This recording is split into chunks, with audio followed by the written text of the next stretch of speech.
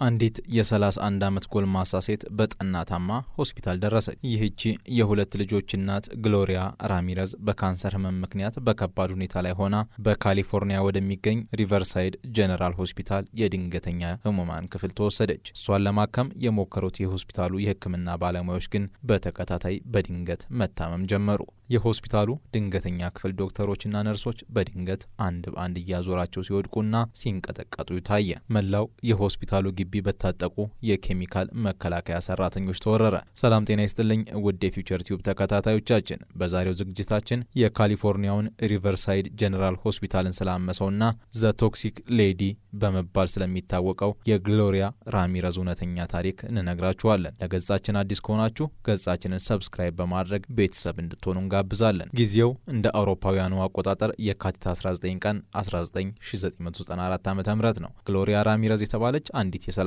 ዓመት ሴት በካሊፎርኒያ ወደሚገኘው አንድ ሆስፒታል ድንገተኛ ክፍል በስፍራው በነበሩ ወርዶች ታግዛ ገባች። ዶክተሮችና ነርሶች ህይወቷን ለማዳን ደሟን መቅዳት ሲጀምሩ ግን በክፍሉ ውስጥ የነበረው አየር በድንገት ተቀየረ። አስቸኳይ ሕክምና ለማድረግ ከተወሰደው ደሟ ውስጥ የወጣው እንግዳ ሽታ መላውን የሆስፒታሉን ክፍል አወደው። ግሎሪያ ራሚረዝ ሆስፒታል እንደደረሰች ደሟን የቀዳችው ነርስ በሰከንዶች ውስጥ ራሷን ስታወደቀች። እሷን ለመርዳት የመጣችው ዶክተርም ብርቱ መንቀጥቀጥ አጋጥሟት መሬት ላይ ተዘረረች።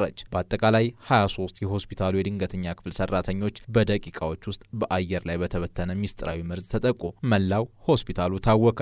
ህሙማን በሙሉ በአስቸኳይ ሆስፒታሉን ለቀው እንዲወጡ ተደረገ። ሳይንቲስቶች ዘ ቶክሲክ ሌዲ ወይም መርዛማዋ ሴት ብለው የሰየሟት ይህች ሴት እንዴት ብቻዋን መላው ሆስፒታልን ልታዘጋ ቻለች? በደሟ ውስጥስ ምን ተደብቆ ነበር? ግሎሪያ ራሚረዝ ወደ ሪቨርሳይድ ጀነራል ሆስፒታል ስትገባ የማህፀን ጫፍ ካንሰር በከፍተኛ ሁኔታ አዳግሟት ነበር። ልቧ በጣም በፍጥነት ይመታል። መተንፈስ አቅቷትም ስለነበር ዶክተሮች ወዲያው ማስታገሻ መድኃኒቶችን ሰጧት። ነገር ግን ምንም ለውጥ አላሳየችም። ከዚህ በኋላ ነበር ነገሩ ወደ አስፈሪ ሚስጥርነት የተቀየረው። ነርሶች የግሎሪያን ልብስ ሲያወልቁ በሰውነቷ ላይ እንግዳ የሆነ አንጸባራቂ ፈሳሽ አስተዋሉ። ልክ በዘይት እንደተቀባ ሰው ሁሉ መላ አካሏ ያብረቀረቅ ነበር። በተጨማሪም ከአፏ ውስጥ እንደ ነጭ ሽንኩርትና ፍራፍሬ መሳይ የተቀላቀለ የሚከረፋ የፍራፍሬ ሽታ ይወጣ ነበር። ዋናዋ ነርስ ሱዛን ካፕላን የግሎሪያን የደም ናሙና ለመውሰድ ሲሪንጅ ወደ እጇ ሰካች። ደሙ ወደ ሲሪንጁ ሲገባ ግን በክፍል ውስጥ የነበሩ ዶክተሮች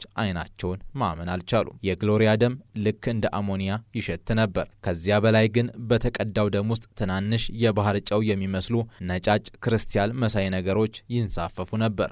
ነርስ ሱዛን ደሙን ይዛ ጥቂት እርምጃ እንደተራመደች በድንገት አየር እንዳጠራት ተሰማት። ፊቷም ገረጣ። ፊቴ እየተቃጠለ ነው በማለት ብቻ ተናግራ መሬት ላይ ራሷን ስታወደቀች። ከነርስ ሱዛና ጋር አብረዋት ህሙማንን ሲፈውሱና ሲያድኑ የነበሩት ዶክተሮች ግራ ተጋብተው ነርሷን ለማንሳት ሲረባረቡ፣ ሌላኛዋ የሕክምና ተማሪ ጁሊ ጎርጀንስኪ ተረኛ ታማሚ ሆነች። ራሴን አዞረኝ አለች። ወዲያው ሰውነቷ በብርቱ መንቀጥቀጥ ጀመረ። ቀጥሎም እርሷም መሬት ላይ ወደቀች። በትንሹ ክፍል ውስጥ የነበሩ የሕክምና ባለሙያዎች አንድ በአንድ መንቀጥቀጥና መውደቅ ጀመሩ። አንዳንዶች ሰውነታቸው አልታዘዝ አላቸው፣ አካላቸው ሽባ ሆነ። ሌሎች ደግሞ መተንፈስ አቃታቸው። በአጠቃላይ 23 የሆስፒታሉ ሰራተኞች በደቂቃዎች ውስጥ ምክንያቱ ባልታወቀ በሽታ ተጠቁ። የሆስፒታሉ ዋና አስተዳዳሪ በሆስፒታሉ ውስጥ የአስቸኳይ ጊዜ አዋጅ አወጁ። መላው የድንገተኛ ክፍል እንዲዘጋና በሆስፒታሉ ውስጥ ያሉ ታካሚዎች በሙሉ ሆስፒታሉን ለቀው ውጭ በሆስፒታሉ ወዳለ ሜዳ ላይ እንዲወጡ ተደረገ። ዶክተሮች ከፍተኛ ጥረት ቢያደርጉም በዚያኑ ሌሊት ከምሽቱ 4 ሰዓት ከ15 ሲል የግሎሪያ ራሚረዝ ህይወት አለፈ።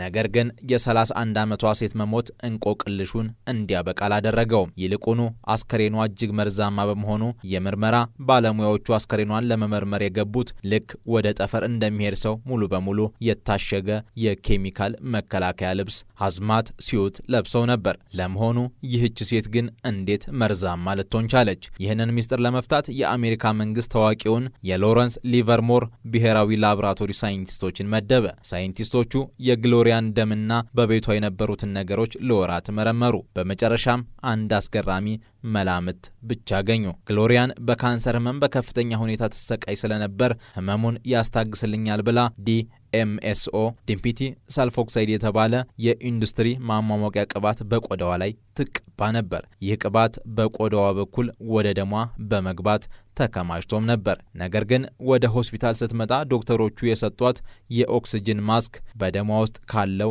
DMSO ጋር ኬሚካላዊ ውህደትን ፈጠረ። ይሄ ውህደት በደሟ ውስጥ የታዩትን ነጭ ክርስቲያሎች DMSO2 የተባለውን ንጥረ ነገር ፈጠረ። ከዚያም በላይ ዶክተሮቹ ልቧን ለማንቃት የኤሌክትሪክ ድንጋጤ ዲፍፕላቶር ሲሰጧት ያ ክርስቲያል በከፍተኛ ሙቀት ተቀይሮ ዲምፒቲ ሰልፌት የተባለ እጅግ ገዳይ የኬሚካል ጋዝ ሆነ። ይህ ጋዝ በኬሚካል ጦርነት ላይ ሰዎችን ለመግደል የሚያገለግል ሳምባና ነርቭን የሚያጠፋ አደገኛ መርዝ ነው። ግሎሪያ ሳታውቀው በራሷ አካል ውስጥ የኬሚካል ፋብሪካም ፈጥራ ነበር። ጉዳዩን እንዲያጠኑ በአሜሪካ መንግስት የተመደቡ ሳይንቲስቶች ይህንን የኬሚካል ውህደት መላምት ቢያቀርቡም ታሪኩ ግን በዚህ ብቻ አላበቃም። የግሎሪያ ራሚረዝ ቤተሰቦች ይህንን የላቦራቶሪ ውጤት በፍጹም አልተቀበሉትም። ሆስፒታሉ የራሱን ስህተትና የሕክምና ቸልተኝነት ለመሸፈን ሲል ግሎሪያን መርዛማ ማስመሰላት በማለት ወደ ፍርድ ቤት ሄደው ክስ መሰረቱ። የግሎሪያ ቤተሰቦች ሆስፒታሉ በሚስጥር በድንገተኛ ክፍል ውስጥ ሜታም ፌታሚን የተባለ እጽ ያመርት ነበር። በዕለቱ የእጽ ማምረቻ ቱቦ ፈንድቶ መርዙ ሲወጣ ጥፋቱን በግሎሪያ አስከሬን ላይ አሳበቡ በማለት ተከራከሩ። ነገር ግን ይህ ፍርድ ቤት ደርሶ ውድቅ ተደረገባቸው። በተጨማሪም አንዳንድ የሕክምና ተመራማሪዎች የቀረበው የኬሚካል ውህደትን በሰው አካል ውስጥ በዚያ ፍጥነት ሊፈጠር አይችልም ብለው መከራከር ጀመሩ። በእነሱ እምነት በሆስፒታል ውስጥ የተከሰተው ነገር መርዝ ሳይሆን ማስ ሃይስቴሪያ ወይም በጭንቀት ምክንያት በአንድ ጊዜ መደናገጥ የጅምላ ስነ አእምሮ ችግር ነው ይላሉ። ነገር ግን በወቅቱ ታመው የነበሩት ዶክተሮችና ነርሶች ላይ የደረሰው የጉበት የሳምባና የአጥንት መበስበስ ጉዳት እውነተኛና አካላዊ መርዝ እንደነበር በተጨባጭ ያረጋግጣል።